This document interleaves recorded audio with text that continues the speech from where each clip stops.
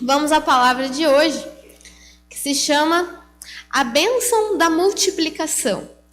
Eu quero te convidar a abrir a Bíblia lá em Gênesis, facinho esse, Gênesis no capítulo 1, versículo 27 e 28. Gênesis no capítulo 1, versículo 27 e 28.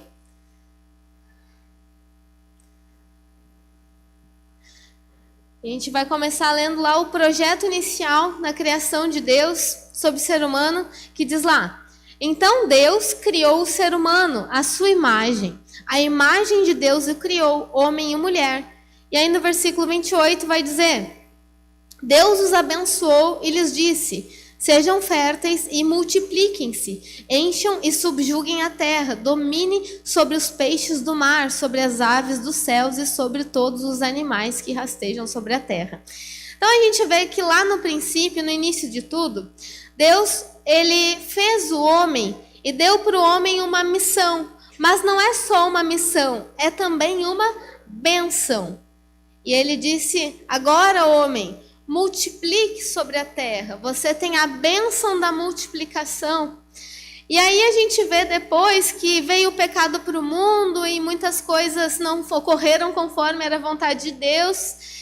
E Deus, ele vai lá e dá uma segunda oportunidade para a humanidade. Vem o dilúvio e Deus acha uma família, né, para poder continuar o seu projeto. E aí, agora lá em Noé, quando Deus vai recomeçar a humanidade, vamos lá agora no livro de Gênesis, agora no capítulo 9, no versículo 1. Diz: Deus abençoou, novamente, Deus abençoou Noé e os seus filhos, dizendo-lhes: sejam férteis e multipliquem-se, encham a terra.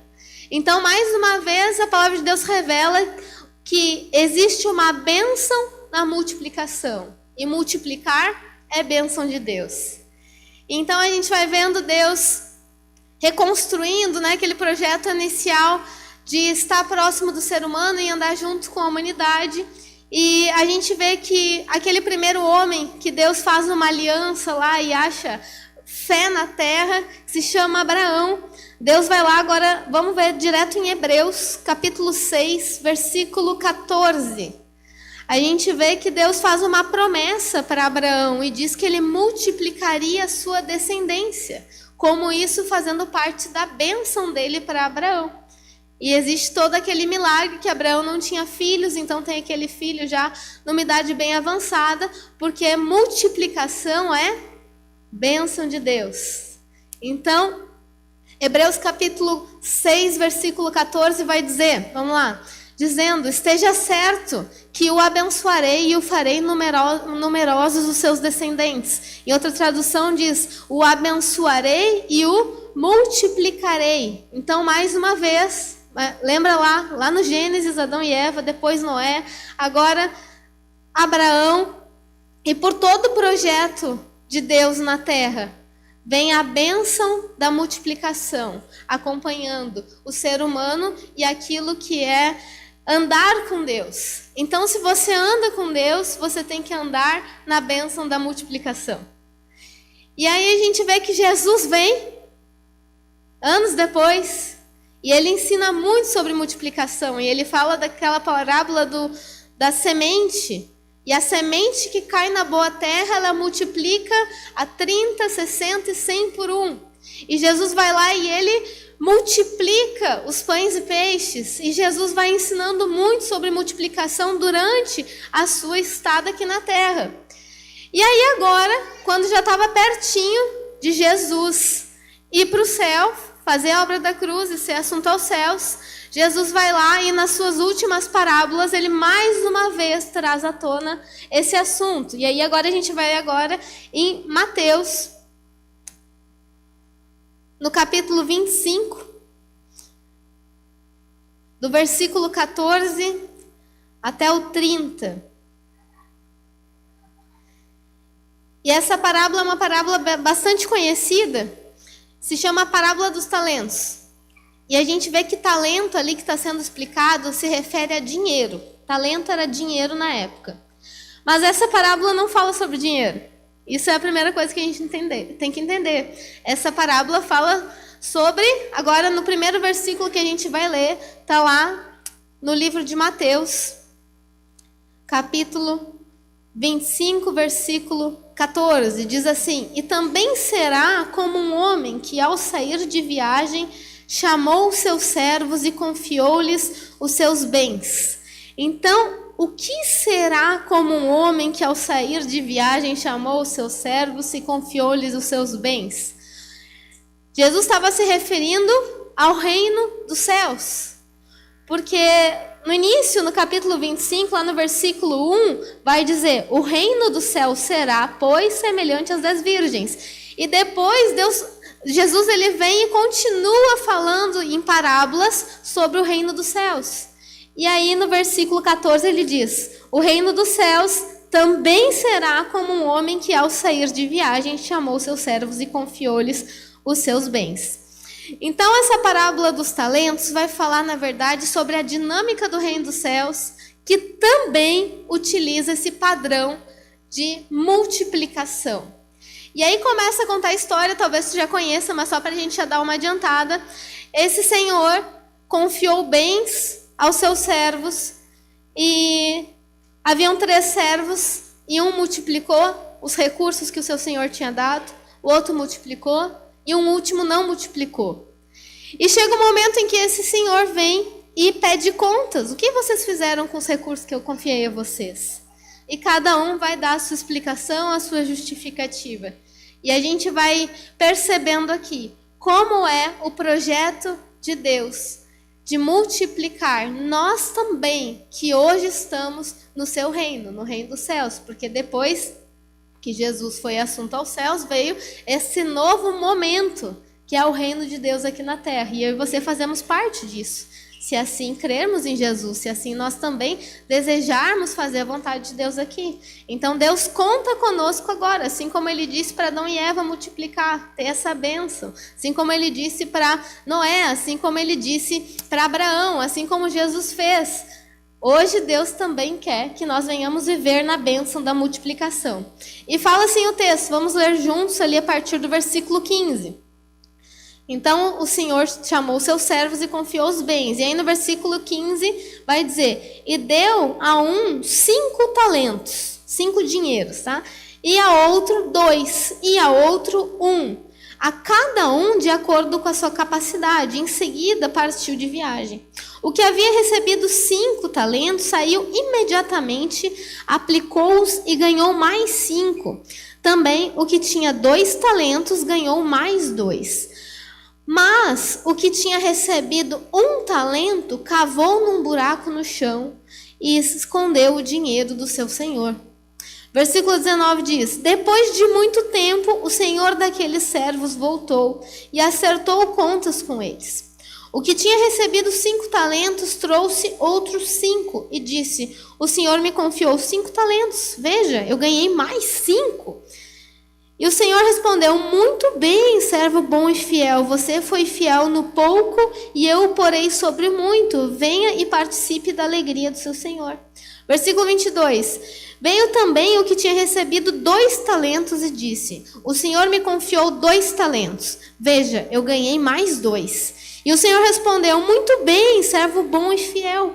Você foi fiel no pouco e eu o porei sobre o muito. Venha e participe da alegria do seu Senhor.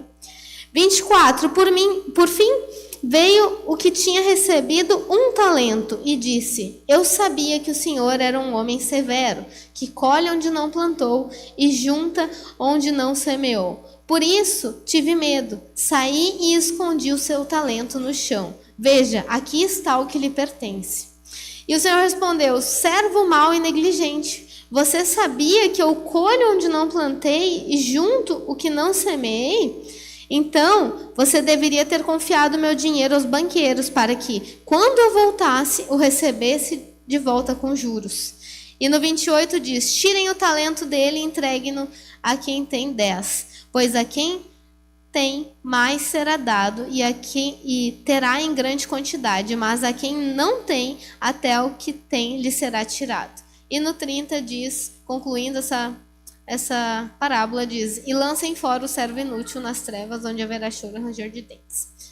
Então essa parábola está falando sobre a dinâmica de multiplicação e crescimento do reino dos céus. E hoje nós somos como estes servos. E Jesus, o próprio Deus, é como o Senhor. E a primeira coisa que a gente precisa entender é que Deus já deu, Jesus já confiou uma porção a cada um de nós. Então todos nós já temos uma parte no reino de Deus. Todos nós já temos algum recurso multiplicável para Deus. E a gente tem que entender, tá? O retorno aqui deu ruim. A gente tem que entender que cada um já tem algo de Deus para multiplicar, um mínimo. Existe aquele que ganhou 5, existe aquele que ganhou 2 e existe aquele que ganhou 1. Mas todos nós, conforme a nossa capacidade, como diz lá no versículo 15, Deus já confiou algo a nós. Então, às vezes a gente acha que a gente não tem capacidade de estar trazendo o reino dos céus para a nossa família. E pelo contrário, já existe algo de Deus dentro de nós para a gente multiplicar a graça e a bênção de Deus dentro da nossa casa. Às vezes a gente acha, mas eu não tenho nada para ofertar, como a Fábio falou aqui agora no momento de oferta. Eu só tenho um pouquinho. Mas o pouquinho é suficiente, já é um mínimo multiplicável para Deus. Então a gente tem que começar a perceber na nossa realidade o que já existe na minha vida que eu posso colocar diante de Deus para multiplicar. Então, é o meu tempo, é a minha família em alguma medida, é o meu recurso em alguma medida. Às vezes a gente está já mais maduro na nossa fé e a gente não quer se multiplicar em outra pessoa. A gente não quer fazer um discípulo. A gente não quer se propor a viver o que Deus tem para nós. Mas existe algo de Deus dentro de nós, em alguma medida, que precisa ser multiplicado, porque essa é a expectativa do nosso Senhor para conosco.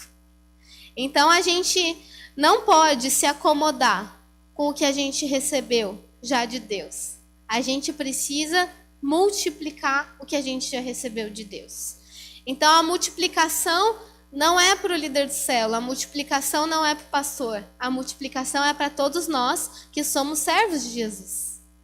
Então, se você hoje é um servo de Jesus, multiplique. Ele requer isso de nós. A gente precisa perceber. A gente vê lá, há poucos dias também foi pregado sobre aquele milagre da multiplicação do azeite. E aquela mulher disse, olha, eu só tenho um jarro com azeite, é tudo que eu tenho na minha casa. E talvez a gente ache que é pouco, mas é o suficiente para que de 2 multiplique para 4. Para que de 5 multiplique para 10. Então, o quanto a gente tem é diferente do quanto que o outro tem. Mas é o suficiente para Deus fazer multiplicar. Porque a bênção de multiplicação já é liberada. Agora nós temos que buscar multiplicar aquilo que Deus já tem nos dado. Segunda coisa que queria estar também trazendo hoje é que o resultado importa. A gente vê lá no versículo 20, vamos ler juntos ali o versículo 20, que diz assim: o Senhor respondeu, muito bem, servo bom e fiel. Você foi fiel no pouco e eu o porei sobre o muito. Venha e participe da alegria do seu Senhor. Ele diz ali, servo bom e fiel, você multiplicou. Você tinha 5, agora você tem 10. Você tinha 2, agora você tem 4. Então, o resultado importa. Olha para quem está ao teu lado e diz para essa pessoa, o resultado importa. E quer ver como importa? Todo mundo aqui vai lembrar. Eu só vou dizer um número e todo mundo já vai saber do que se trata. 7-1. Lembrou do que é? Porque o resultado importa. Tu pode não saber quem estava escalado naquele dia. Quantos minutos cada jogador jogou. Mas tu sabe do resultado. Porque o resultado importa. A gente tem que perceber que no reino de Deus, a fidelidade é muito importante, a constância é muito importante. Mas o Senhor não disse para aquele servo somente servo fiel. Muito bem, servo fiel, foi constante, estava aqui. Porque aquele que recebeu ele continuou com ele não perdeu o que ele tinha ganhado. Mas o que aconteceu? Ele não ganhou mais. Ele não multiplicou. Então, quando a gente está inserido nesse ambiente do reino dos céus, a gente tem que entender que a gente não tem que trabalhar para não perder. A gente tem que trabalhar para ganhar mais, para ter mais recursos, para multiplicar, para fazer mais daquilo que Deus nos chamou para fazer. Então, eu estou fazendo uma célula, mas a célula não tem visitante, a célula não vai para frente. Será que eu estou sendo um servo bom e fiel? Posso estar sendo um servo fiel. Mas a gente tem que ir atrás dos resultados que o reino dos céus nos requer. Então a gente tem que se desafiar. A bênção da multiplicação está sobre nós. Amém? Você crê nisso? Deus disse desde o início, lá em Adão. E todas as bênçãos estão liberadas nas regiões celestiais para nós. É isso que diz lá em Efésios. Então, a bênção da multiplicação já está sobre nós. Mas a gente tem que agir e buscar os resultados disso. E a gente tem que perceber que aquele que multiplicou, foram 2 que multiplicaram, né? O que tinha 5 e o que tinha 2. Aqueles que multiplicaram foram chamados de servos bons e fiéis. Em contraponto, aquele que não multiplicou foi chamado de servo mau e negligente, ou servo inútil. E ser bom ou ser mal, nesse sentido aqui que está sendo falado, não está falando de maldade. Essa daqui é uma pessoa boa, essa daqui é uma pessoa má, é maldosa. Não está falando sobre ser uma pessoa maldosa. Está falando da qualidade daquele servo. É um servo bom, é um servo ruim, é um servo meia boca, é um servo mediano.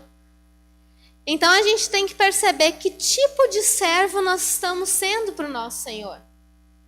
Um servo bom e fiel ou um servo mau e negligente? E o servo mau e negligente não é que ele tem maldade no seu coração, não é que ele quer errar, não é que ele quer pecar, não é que ele quer desagradar a Deus, mas ele não está preocupado em fazer aquilo que o seu Senhor chamou ele para fazer. Não está cuidando e administrando os bens do seu Senhor adequadamente. Então Deus confiou algo a nós e a gente está fazendo isso de qual maneira? Empurrando com a barriga, chegando atrasado, deixando para depois. Deus nos deu uma família para ganhar para Ele. Deus nos deu recursos para a gente multiplicar. Deus nos deu uma igreja para multiplicar. Deus nos deu uma célula para multiplicar. E o que a gente tem feito com isso? Eu vou depois eu vejo isso. Depois eu vejo as coisas do reino de Deus. Primeiro as minhas coisas. Isso é muito raso, isso é muito pouco, isso é negligência.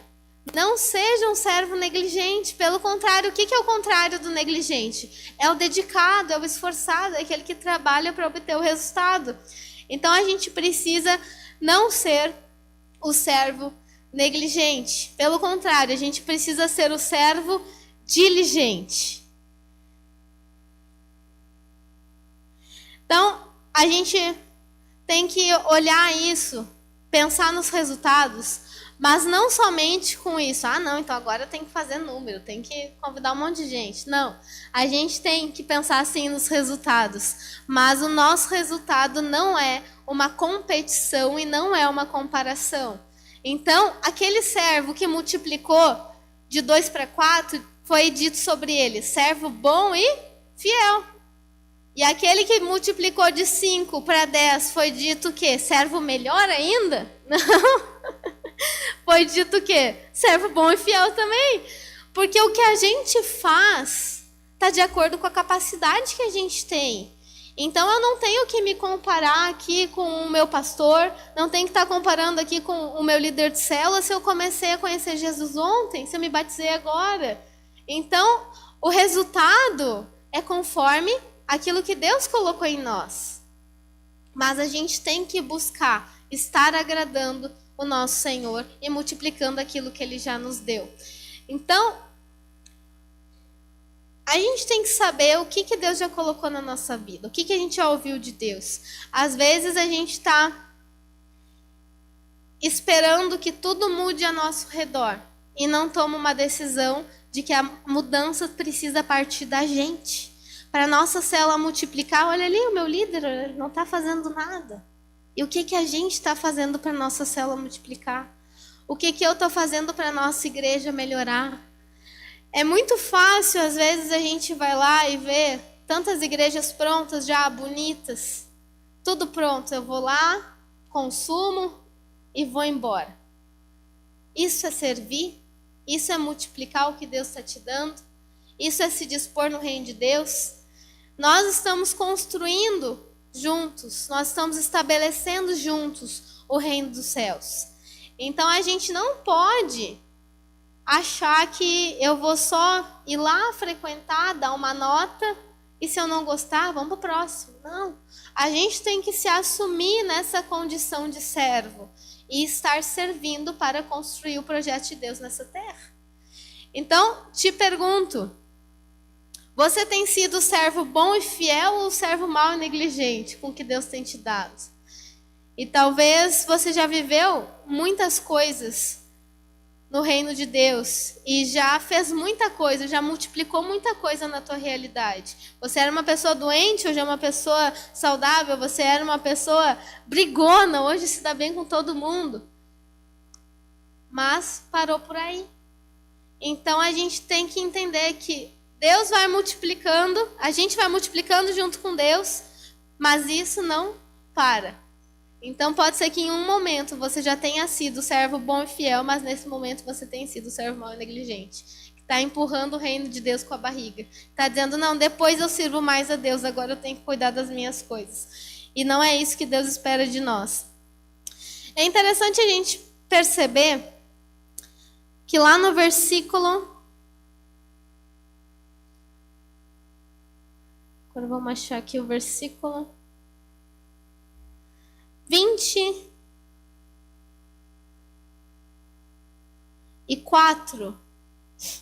Vai falar uma coisa importante. Versículo 24 do capítulo 25. Vamos lá, diz assim: Por fim veio o que tinha recebido um talento e disse: Eu sabia que o Senhor é um homem severo e colhe onde não plantou e junta onde não semeou. Por isso tive medo e saí e escondi o seu talento no chão. Venha, aqui está o que lhe pertence.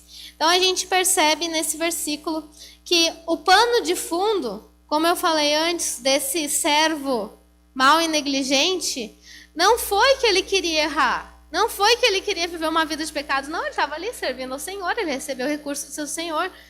Mas ele tinha medo. E eu te pergunto agora, o que você faria, o que você já teria alcançado, o que você já teria ido atrás, se não fosse o medo na tua vida?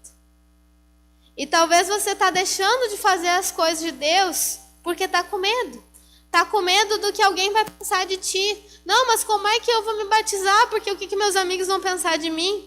Não, mas como é que eu vou abrir a minha casa aqui agora? Porque vai que vem alguém meio estranho aqui na cela, eu não conheço o pessoal.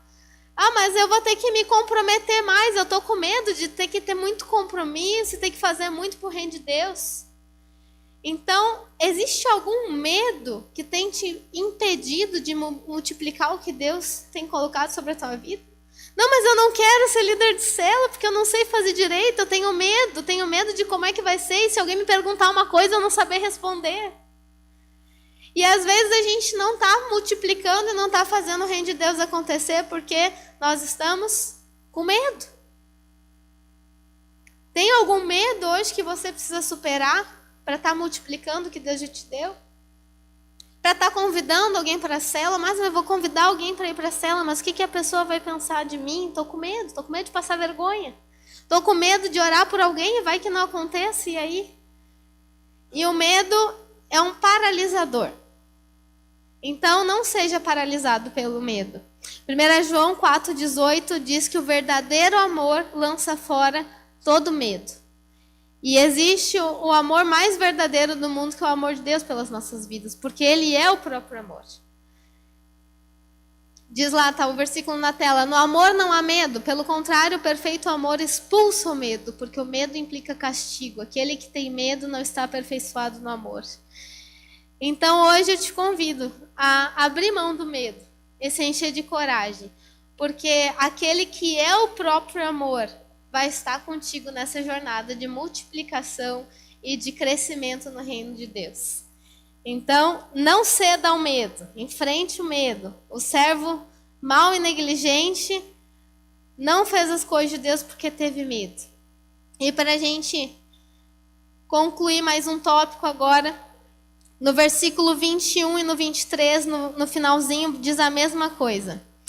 Venha e participe da alegria do seu Senhor. E o Senhor disse isso para os dois, né? Agora venha e participe da alegria do seu Senhor. Então, pode colocar aí para mim o tópico 3 já? Que diz lá. Vamos lá, tópico 3. Aí. Propósito e completude. O projeto de multiplicação de Deus no reino dos céus, que é compartilhado comigo e contigo, tem que todos nós temos um mínimo multiplicador. O resultado importa. Faça acontecer, né?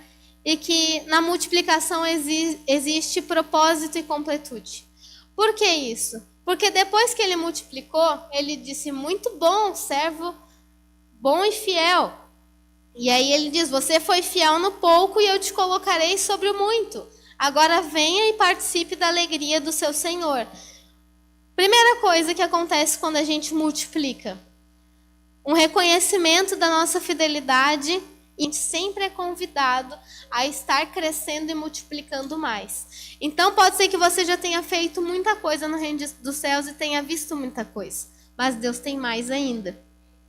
Então, eu não sei se você já se formou na sua vida, assim, na escola, na faculdade, mas a formatura é um dia que a gente celebra, que a gente fica muito feliz que concluiu uma coisa e ao mesmo tempo dá aquele frio na barriga, né? O que vai ser depois de agora? Então, às vezes a gente, por exemplo, está ali saindo da escola e aí se forma. Passou lá 10 anos na escola, indo todo dia fazendo a mesma coisa e se forma. Eba, acabou a escola. E agora? O que vai ser amanhã? Não tem mais escola para ir? Não tem mais nada? Como é que vai ser? Então, a gente, quando desenvolve algo, cresce em algo, multiplica algo na nossa vida que vem do reino dos céus, nós somos desafiados a fazer coisas novas. Então, essa mensagem tem muito a ver com esse momento de igreja que a gente está vivendo. E esse ano nós queremos chegar em 50 células. E que para as nossas células multiplicarem, para que as nossas células cresçam, todos nós precisamos estar vivendo nessa realidade de um servo bom e fiel, que busca o resultado, que quer fazer acontecer. Porque senão a gente não vai viver essa realidade de multiplicação.